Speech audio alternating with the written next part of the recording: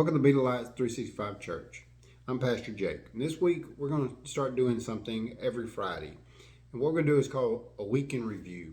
In other words, what's happening in the world that God has been showing us. You know, now I talk about this because I was reading a passage and Paul talks about that he had to turn over a couple of guys over to Satan. And I started looking at a lot of Paul's letters and stuff, and he was telling people, he was trying to warn people in his letters about what's going on and that we need to stop it, that we need to pray for it. So that's what this is going to be. This whole every Friday thing is going to be us talking about stuff we need to pray for. So the first thing I'm going to start out with is praying for your city. I've seen some street preachers and people were going up to them and cursing them out. And what it is, these demons have taken over these cities. And we see this in a lot of cities here in the United States and all over the world. It's not just here in the United States, it's everywhere. There are cities that are being overran, states that have been overran. People getting kicked out. There are states that are trying to put against the Christian itself. And we should be praying against this. Being a Christian and being in these states, we should pray every day for our state, for our city, our town, just our community. And that's what this is all about, is us praying for these things we need. Praying against these demons, praying against the evil. Because every day we have to live here, and our kids are going to live here, and our grandkids are going to live here, and so on, to the point that we're letting this stuff in. We have been silent too long. Through the years, I've noticed churches step back from these things, from politics, from all these things going on in the world. When the Olympics happened, and it was just an abomination. No one said anything.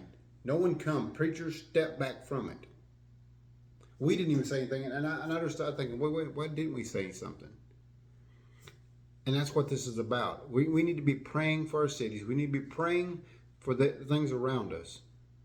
So the next thing we're going to talk about is anti-Semitism. It's running rampant, and it's running rampant in the Christian world.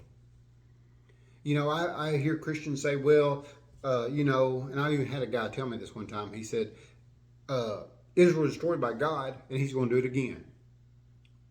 Yeah, but here's the thing you got to remember, that person I was talking to, is that when God he did destroy Israel, and he took it out, but he left a remnant. But those who were against Israel, God said anybody against Israel, he's going to ultimately destroy. He did. There is no Chaldeans. There is no Canaanites. He wiped them off the map. Why? Because that's God's country and God's city. And God said anybody that had something against it, he was. So that's why we got to step back from this. If you call yourself a Christian and you're against Israel, then you're on the wrong side. Because Paul talks about it in Romans 11. He talks, we are grafted in. Us Christians are grafted in to this tree. Well, guess where the roots are? Judaism, Hebrew, Abraham. I'm sorry. So when you sit there talking about, we should be this, we're our own self now. We were Jesus, but Jesus was a Jew.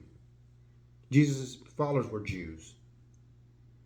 So now, you can say this all day long, and and I'll probably get comments. But here's the thing: if you're against Israel, then you're against God, and that's what He says. That's God's word. And you can say, well, that's the Old Testament. Well, the Old Testament is Jesus. I was playing this 1,000 times. Jesus is the author and finisher of our faith. That means He's the writer of this book. And when you're against the Word of God, then you're against God and Jesus Himself. So you can call yourself a Christian if you want to. That doesn't work. Christian means to be Christ-like. And Christ was not against the Jews. Matter of fact, He was there he's like he said, He came to save a nation. He felt sorry. Matter of fact, He said He wished He could take Jerusalem under His wing like a mama bird to protect it. So when you're against it, you're against God. Another thing we're going to talk about is Iran decided this week to stop letting women talk in public. And that's the thing is they're trying to shut up the Gospels, because women have been some of the vocal ones out there in Iran. It's not just men, it's the women. And that's why Iran came to this thing, the conclusion that we got to stop the women from talking, or Christianity is going to take over. And this is the devil's fear, is when we start coming in, and we need to do that. We need to have a prayer day for our cities and our countries all over the world, where we just get in our car at a certain time and drive through the city praying. Just everywhere. Everybody taking a different routes to pray for that city. Why? Because if we don't, the evil's just going to keep coming. The darkness is just going to keep coming. We have to shine a light every day. So that's a week in review. We're going to have more and more of this every week, every Friday. But we're going to be talking about what's going on in the world, what we're seeing this week. And we're just going to come to you and just say, look, we need to pray for this. Pray for our city. Pray for anti-Semitism. Pray for Iran and its people. And not just there. There are other cities all over this world.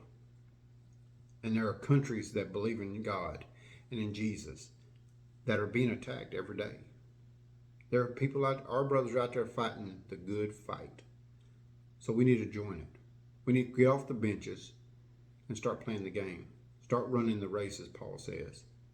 If you don't run, then you'll never finish the race. And there's a problem with it. Y'all have a blessed week and have a great weekend.